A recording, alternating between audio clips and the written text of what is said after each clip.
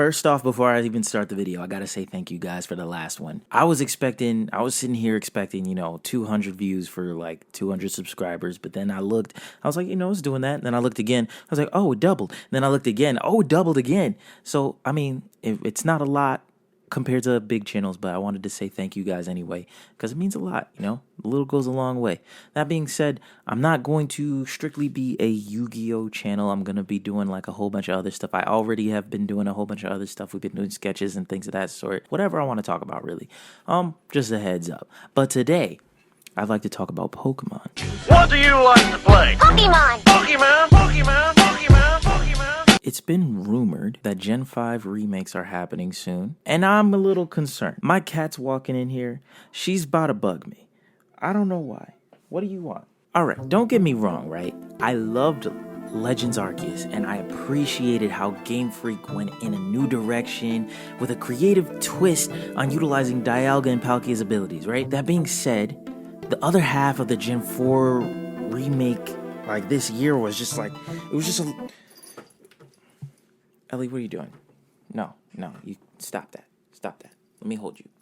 No, okay, no, all right, okay. Love me? She doesn't love me. That's fine. Where was I at again? Oh yeah. Brilliant Diamond and Shining Pearl were pretty much dookie. I mean, if we're going to be real, it was just a remaster with a few, and I mean very few, extra things. And even then, those things replaced the old things that we had, like the PAL Park and the regular Underground, which were rendered useless in this day and age. So did we really get extra, or did we just get a different change of pace? Like a little bit different. I really thought my first ever video on this channel was a great idea. And seeing what happened instead kind of grinds my gears, not because like I expected them to do like my idea exactly, that would be stupid. It's just, there's a lot of ideas that could have been implemented, and I feel like they do this a lot at Game Freak, where like ideas will get put out and then things just get left behind. Brilliant Diamond and Shining Pearl just felt like a cash grab. It's just no ifs, ands, or buts about it. There are so many gimmicks that get built up in this game just for them to drop it for something else in the next generation. Mind you, when I'm talking about gimmicks, I'm not talking about like, Mega Evolution and Z moves, things of that sort. I'm talking more about like plot things, like your elevator ghost girls, which are probably like left ambiguous just to make you think, I guess. But even if we don't count that, you have like the different dimension shenanigans with Hoopa. That gets left unknown. We got the Ultra Beast stuff going on. Things are opening up for new possibilities. We have, oh my gosh, we've built up Looker since Generation 4, original Generation 4. And we haven't seen him for 2 whole generations. Now, for those that never saw, my idea before Gen 4 remakes came out was initially one where we would have updated graphics for the newest Diamond and Pearl games and travel throughout Sinnoh with new mechanics, discover the effects that Dynamax has on Sinnoh, yada yada yada. Kind of like how Oraz did with Mega Evolution and implementing that new story, right? The late game stuff would be the most fun part. We could have had the Gigantamax forms of our 2 legendaries of like Dialga and Palkia be their origin forms, have them be like huge, like super huge, where they're like almost off the screen, like you can barely see, like they're showcasing their omnipotence, if you will. The beings that they're supposed to be, the controller of time and the controller of space, and then Arceus being the god of Pokemon. I thought that would have been awesome. It could have been a raid fight at the end of it to calm down your specific legendary Pokemon, and then you would have like Charon from Platinum coming out with his shenanigans after he's researched Giratina. That would have opened the distortion world. We would see the crazy return of Giratina and another crazy return. This is just my headcanon. After Giratina wraps up Cyrus and yoinks him into the distortion world, we would see the return of Team Rainbow Rocket's Giovanni. We know that he has the ability to travel between dimensions at will. We see him leave the dimension of Ultra Sun and Moon. It's not far off to say he would be somewhere else. We could have seen Rainbow Rocket Giovanni show up out of nowhere trying to rebuild after losing to that 10-year-old, which was us, back in Ultra Sun and Moon. And then we could even see Looker, who's on his tail from Ultra Sun and Moon, maybe Annabelle as well, and that's how we get reacquainted with Looker in this dimension. Conversely, we could have our Looker in our dimension already. It could be like a paradox sort of thing.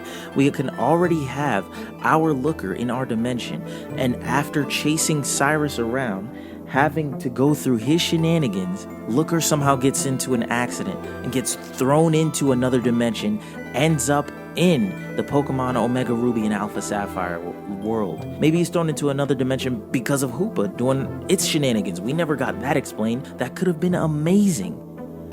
But we didn't get any of that. We didn't get anything like that because all we got was the same game from before. Ellie, how did you even get in here? I closed the door. My point is, we got the same game as before. We didn't even get the upgraded version of the game that we got before. We didn't get Platinum version, which means that we didn't even get to see Looker again, because Looker came in the Platinum version. It just feels like things are forgotten about. It's like I said. And now, don't get me wrong, we have some other interesting things going on the Pokemon Legends Arceus side with Ingo. But I'm just fearful that the ball will get dropped here too. Like, what if they go the same route as Gen 4 and do Legends Kyurem and then just the regular game on the side with the weird graphics again? Also, can we just talk about that real quick? Cause don't get me wrong, I love a good remake, right? Fire Red and Leaf Green were awesome. It had purpose, Heart Gold, Soul Silver, nice, amazing. Even Oras did well with their additions to the remake. They had a whole new storyline. But Brilliant Diamond and Shining Pearl were so one-to-one. There's just nothing new going for it. And if that's the case, why not just give us the original games on the Switch?